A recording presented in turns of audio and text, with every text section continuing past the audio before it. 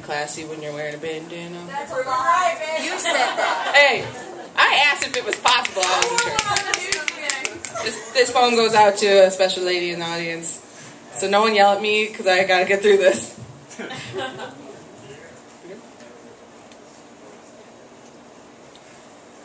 I took a train out of Union Station. Like leaving meant I was going someplace. I was moving blind in this thing called daylight. My thoughts, nothing but passing time. Second week in September.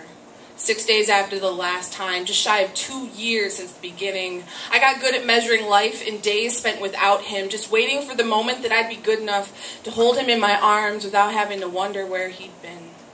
He taught me the heart. It's never a safe space, so I never kept anything meaningful there. I kept his name in the cracks in my knuckles, so when I bang my fists on the walls, just hoping somebody will hear, I will only bleed over his broken pledge.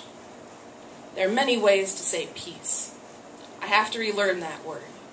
Peace. I have to rip it away from his choices and start asking myself the hard questions. What is breathing without his taste in my mouth? What do I do with these bruises now? He made me into nothing.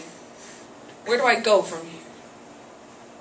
I detached my memory weights and began the brutal task of moving forward. I'm relearning how to trust. I'm starting to wear 3 a.m. more and more like something that was made for me and less like a bad mistake that I keep stumbling into. I'm learning healthy the hard way, so in my one remaining moment of dysfunction, let me burn this mattress up and tear these memories down so I can soft focus on something more comforting than holy. I can't handle his holy anymore. I don't want to feel that addiction in my limbs for another second. I want to write poems until his verbs work their way out of my system. Over and over again, I left in slow motion, never knowing if I was heading in the right direction. I want what he and I had to just fade to black. But my life is no movie here.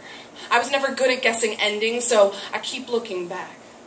He made me forget how to live without him, so I'm starting the recovery work from scratch. And as I look off to that space he no longer occupies, I know my trust, it still needs some shining up, and my healthy isn't fixed yet. I'm still wearing him all over my vulnerability and wondering if I'd rather not exist than be alone. Standing in this open air, afraid and not yet in control. All I can do is hope that one day he'll find himself present with the fact that he pushed me away.